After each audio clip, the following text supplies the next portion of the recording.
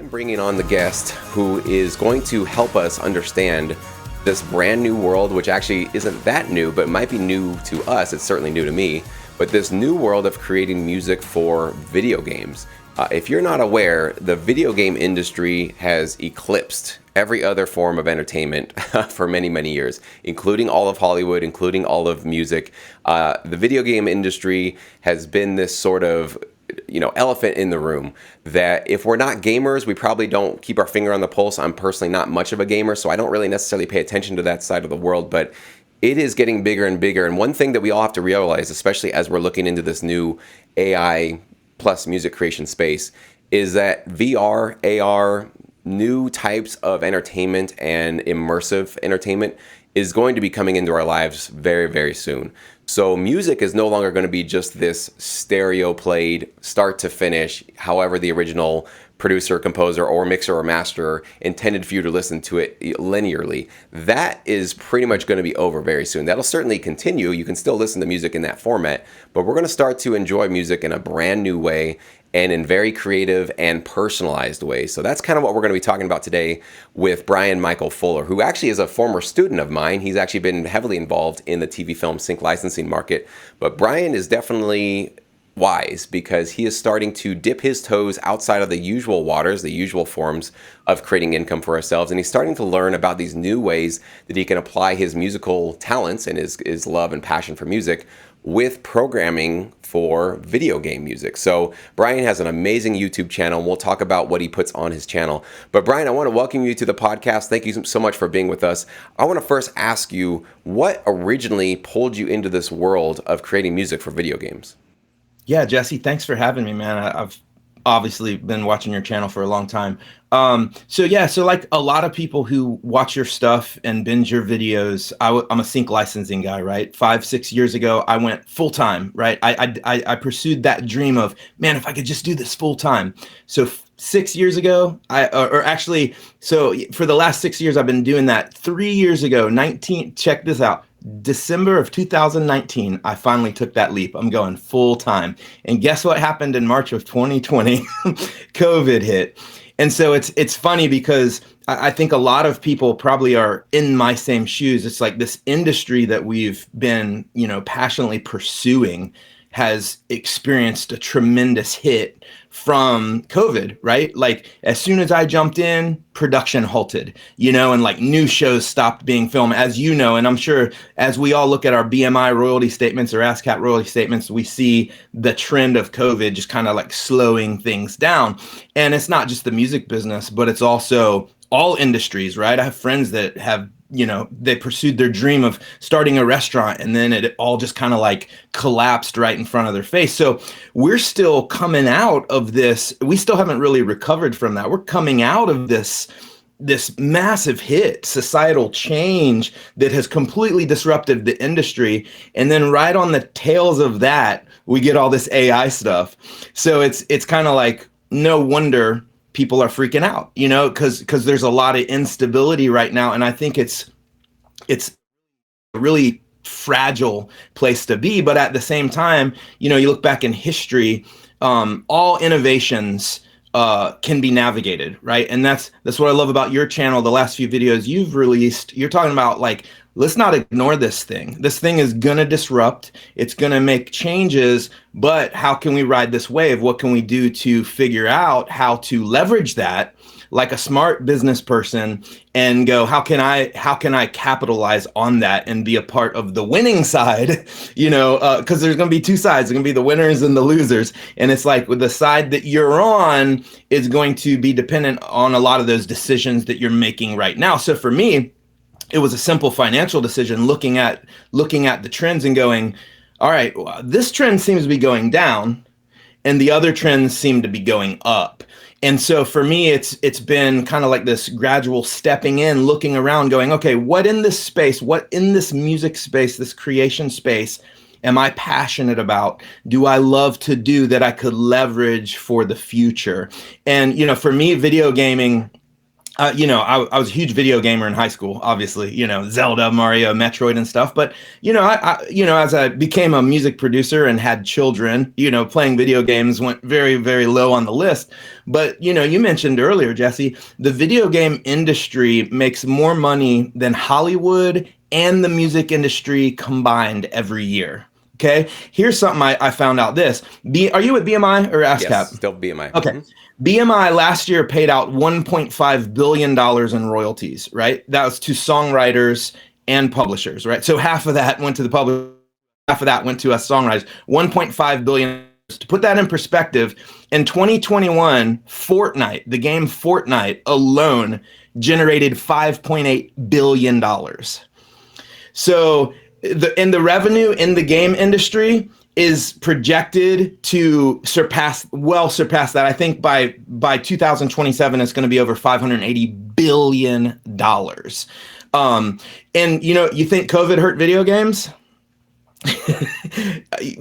People are home, they're playing. So it's like all that went up. So for me, it was like really looking at the trends going, hey, where's the money? Where's the money going to be? And it's everybody's frantically running around, but the reality is the gaming industry is just exploding. And with all these new innovations and all of these new kind of approaches, kind of opening up the market share to creators, I think there's going to be a whole shift in that. You mentioned linear music as well.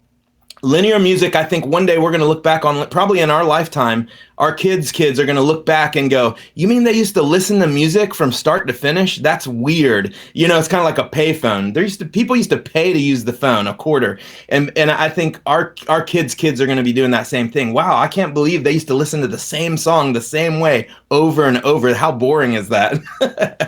So for me, it's just kind of like a combination of timing and opportunity as well. I'm not, in no way abandoning composing or sync licensing. That's it's part of what I do. I love doing it. But am I going to make 300 tracks this year? Probably not. I'm probably not going to make 300. I might make 50 or 75 and focus a lot more on some of where this other technology is taking us.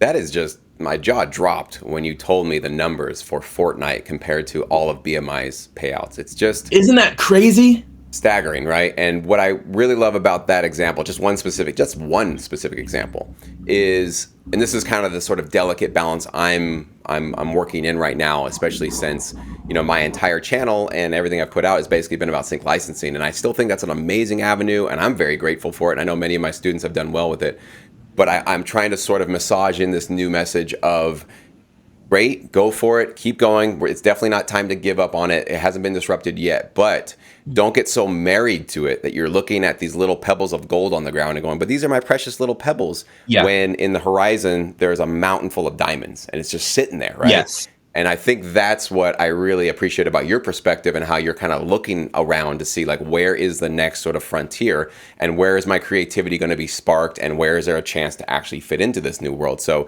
that's what I really love about that specific example. So let's say I am, actually, I'm going to use you as sort of consultant for me. So I do obviously create music. I do some hip hop. Well, not so much hip hop. I'd say I do more EDM, pop, and rock. It's kind of my forte.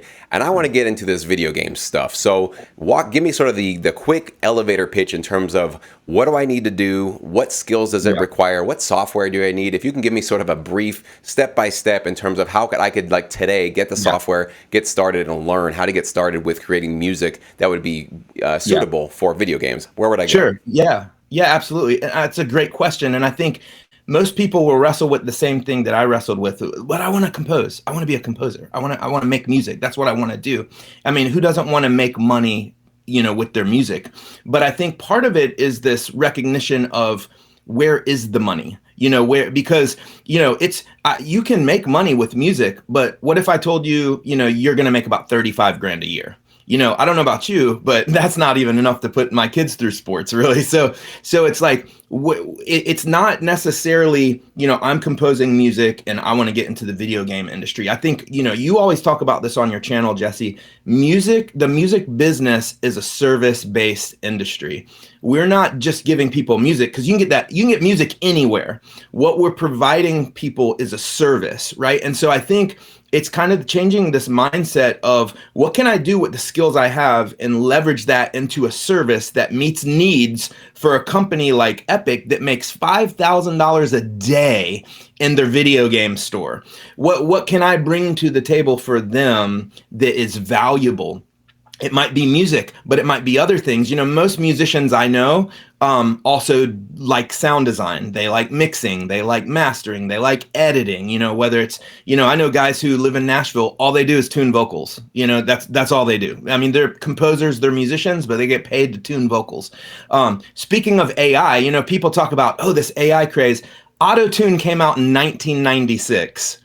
Auto-tune was really the first AI. You remember when Auto-tune came out and everybody was like, oh, it's going to just, I think we can all agree Auto-tune has done us all a huge favor. But the reality is that was AI. That was AI, man. That's software slowly integrating into the music business and changing the expectation of what the results should be. I don't know any producers that don't use AI, that don't use Auto-tune. I mean, we all use it because it's a great tool. And so this AI concept is not new. It's always been there. We're just freaking out now because it's going so fast. Most people think Chat GPT when they think AI, right?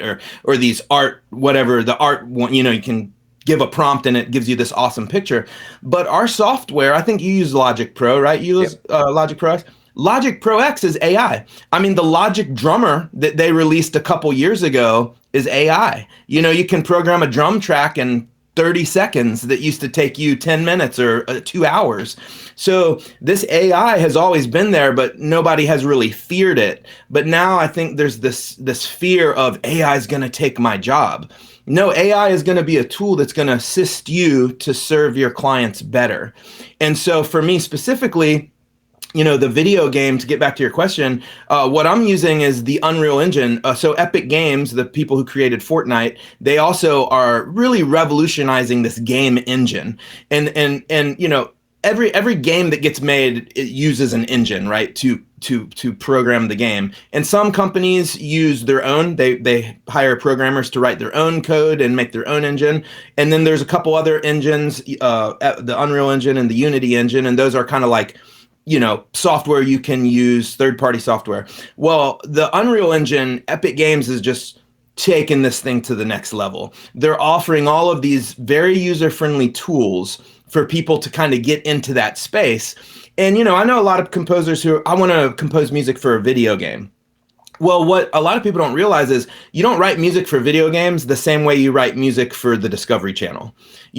A video game is alive. It's every time the player plays it, it's got to be different. It's got to be unique. And so what the software allows you to do is you maybe your ideas conceptually are linear, like it's going to have a beginning, a middle, and an end. And somewhere along that, my guy's going to be fighting a boss, right? Or characters. And during that part, it's got to be crazy. It's got to be chaotic. But if he's just looking around, you don't want it to be chaotic, right? So it really changes the whole way you compose music. So when I'm composing music now for a video game level, it's how is this, what if the player does this? What if the player does this? And so it really expands your mind as a composer. And so a lot of people, want to get into the video game composition world, but the reality is, most people who compose music for video games, they're contract, right? They're contract workers. They get hired, they make the score, and then a team of audio engineers, a team of sound designers take their stems and they incorporate that into the game. They program that. And then that composer gets a chunk of money, usually no royalties in video games, right? There's no really performance royalties. That could change. But so they get their chunk of change and they're on their way. Meanwhile, this team of audio guys who are making over 6 figures a year are now taking this music and programming it, making it alive in the game.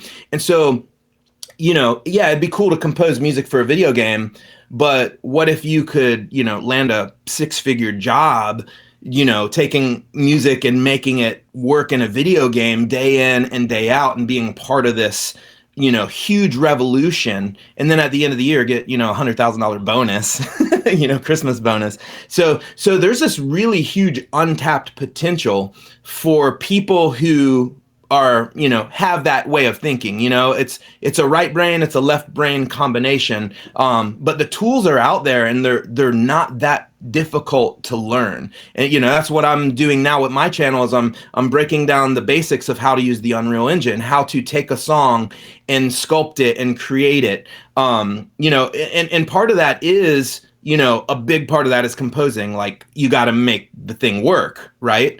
But then it's kind of like, well, how do I actually, implement it into the game itself? And that could be a million different ways. And so, one of the videos I put up there, I did a little demo of a horror score, an ambient horror score that I made. And I made this just like I would for, National Geographic. Like I made a 2-minute horror score. But then what I did is I created about 30 different versions. And then with the AI, I was able to program it based on what happens in the game. Certain things will trigger, certain things will go random, and then a melody will actually randomly generate based on the AI code. So now you hear this creepy melody that's literally different every time. And so not just gaming world, but I'm thinking also, what if music director, or let's say the music supervisor of the latest MTV show, now has the technology where he can find, Jesse's, dramatic tension score, but instead of just pulling your score and using the same one every time, he can program into some software, hey, I want this to be 3 minutes, and I want to use it 8 times in this episode, but every time I use it, I want it to have a different melody. And so now you can use the software to generate what was once this linear piece, is now this living, breathing thing. So I think even in the sync licensing world, this technology is going to creep in, because if you're a music supervisor, how many times you watched a show and you're like, I've heard this song like 19 times. But what if every time you heard it, the melody was a little different, or the percussion track was a little different, and it only took the music supervisor 10 minutes, to make that happen, instead of calling you and going, hey, can we get an alt mix? Can we get a sub mix? Can we get a 30? Can we get a 15? So I think that, and at the end of the day, it's all about time is money, right? And so I think there are a lot of open doors. I know I'm rambling, but I'm passionate about this. There's a lot of open doors for this thing. So I think as a musician, as a composer, we should all be thinking, how can I leverage this? Maybe it's not making video games, maybe it's not doing this, but how can I leverage this idea to make things easier for the end user? And I think that's where we're going. I love that idea. I never thought about that before, that you would have, let's say, an AI app where a TV client who has my music could say, I like this, but it needs to be a little more bass heavy. It needs that, essentially it's almost like create those alt mixes on demand, and they can just type in the variables. So still you and I would get the credit, get the money, get the placement, get the royalties, hopefully. But this AI assistant would essentially allow them to have a lot more control over what happens with our music. Now, I know some producers and composers might be uncomfortable with that, but if it's still your track getting placed and you're still getting the credit, still getting the royalties, maybe we're not so mad at that. And that actually allows us to get even more placement. So that's a great new application of AI that I had never considered before. So thanks for sharing that. Yeah, so for sure. If somebody listening to this podcast wanted to jump in, definitely felt that video games were in their passion, obviously creating music. I think everybody listening to this podcast has the passion for music. How do they basically get started on day one? What's the first piece of software they need to download? What's the first set of skills they need to have? Get them started in terms of just like a real quick checklist so that they know basically within a day, is this really something I should spend more time diving into? Yeah, no, that's a great question. And it's funny because, the Unreal Engine from Epic Games is free. It's free to everyone. The only people that pay are people who use it to commercially release a game, and then they pay a percentage royalties. So they're really on to something here. And the other thing is, a lot of the money that's generated from Fortnite is by kids like my son, my 14-year-old son, buying a skin, or I want this character, I want Spider-Man, or whatever. And one of the things Epic is doing right now is they just released a Fortnite editor for Epic Games. So you can go in there, you can build your own world with basic tools and publish that. And any money that's generated from that world, from that island, they're paying out 40% of the revenue to the creator. So they're already opening up this whole world of little ways to monetize and stuff. But I would say what really did it for me was this Hogwarts game that just came out. I started playing it, and I'm telling you, I'm playing it, and I feel like I'm watching a movie, but I'm in the movie, and I'm playing this game, and I'm just, my mind is blown by the music and the sound and the story and all this stuff that's happening. So one of the things I would say is, if people who are interested in this, go play some games. Go. Because if you haven't played a game in 10, 15 years, you really don't know how far this technology has come. I mean, it's completely immersive. And soon with VR and virtual reality, I wanted to add this, Jesse. Friday, I went to the Life Science Museum with my family. Me, my wife, and 4 children were at the Life Science Museum. They have all these cool exhibits, and they're interactive, right? They have this one exhibit where there's a light shining on the floor, and if your kids jump on it and they move, the color follows them, right? And it's like this really cool technology and all these sorts of weird algorithms. But one thing I noticed, the music was very static and very linear. And after about like 3 minutes, I was like, man, this is getting really old. And I just thought to myself, how easy would it be, and it probably will become this way, where the music is also interacting with them. So you've got this, whatever, pads and music box thing going, but you got 3 or 4 kids, and suddenly the music has more happening. And then if you have no kids, it's just kind of like an ambient spa bed. This technology is already there. And so that's another way. I mean, I think exhibits, theme parks, things like that are going to be using more and more of really what's procedural, generative, interactive music. So like you said, gone is the day where it's a small world after all. What do people always say about that ride? It's like the song, right? It's been looping for 40 years. That song has been looping for 40 years. How about if every time you went into It's a Small World, maybe one of the courses was Taylor Swift? Maybe one of the courses was The Weeknd, and suddenly you have this song that's interacting with people, and it's not the same every time. It's different. Maybe there's a 20 bar, tuba solo or whatever. And all of this is being generated by AI, creating a much more immersive experience. So, I mean, there's a billion different ways. And I think if we stop thinking, oh, this is going to take my job, I don't think AI is ever just going to write songs for people and release them to the radio, and suddenly the top 10 is just robots. I don't think that's ever going to happen. But AI is going to be the tool that allows people to work faster, quicker, more efficiently, and there's going to be a lot of revenue to share. I totally agree with you there, and you're definitely getting me excited about just thinking about music in kind of just a new way. I think that's kind of the theme of this talk so far, is basically to get out of our, even that term linear music is kind of a new thing for me. I never had thought of music that we've been just stuck in this kind of linear paradigm for my entire life. And so now kind of we're dipping our toes into this new world of creating responsive music and personalized music and personalized audio based on where you are in an experience, on a ride, in a video game, wherever you're going. And I think that's just really, really exciting. And it definitely opens up the possibilities for where we can go with this. So, Brian, thank you so much, man. If people want to learn more about how to get started in this stuff, where can they find you, your videos, your YouTube channel? Where can people go find more about what you have to offer here? Yeah, no, thanks. So right now I'm really focused on training and, as I learn, teaching other people, and hopefully, teaching the next generation that this stuff is right here. It's right here. It's free. It's available. My YouTube channel, you can just look at Brian Michael Fuller. That's my YouTube handle. And then my website is fullertime.com. You can, that's got a lot more of my like sync licensing and publishing stuff that is probably more familiar with your audience. But it's all connected, it's all interconnected, and it's right there. It's right there. We can run from it, or we can run into it and leverage that technology to build our portfolio and diversify our portfolio.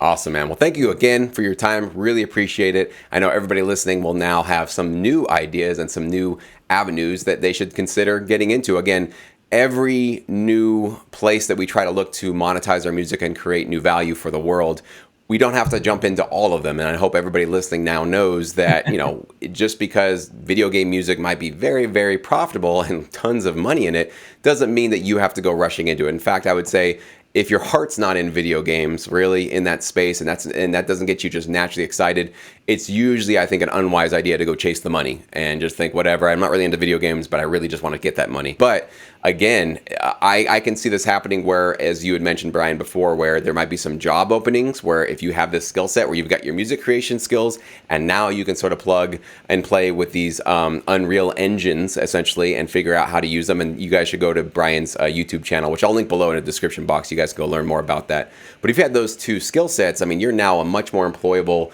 and hireable person in that space. Yes. And I can certainly say I've definitely heard of one, essentially like a production music library for video games. I've actually seen that one already. It was actually birthed by Universal Music Group. I don't remember what it was called, but that one's definitely come up. I'm sure others are going to get born, and that's definitely going to be another avenue that I want to get further into, because we might not want to become sort of full-time employees for a video game company or a developer, but maybe we wouldn't mind, instead of just sending our music to TV film sync licensing libraries, but what about video game libraries that essentially can take your assets, help you program them, or maybe you give them already programmed. There's probably a many different myriad of options and opportunities there. So we'll get into those topics in future episodes. Thank you so much, Brian, again, for coming.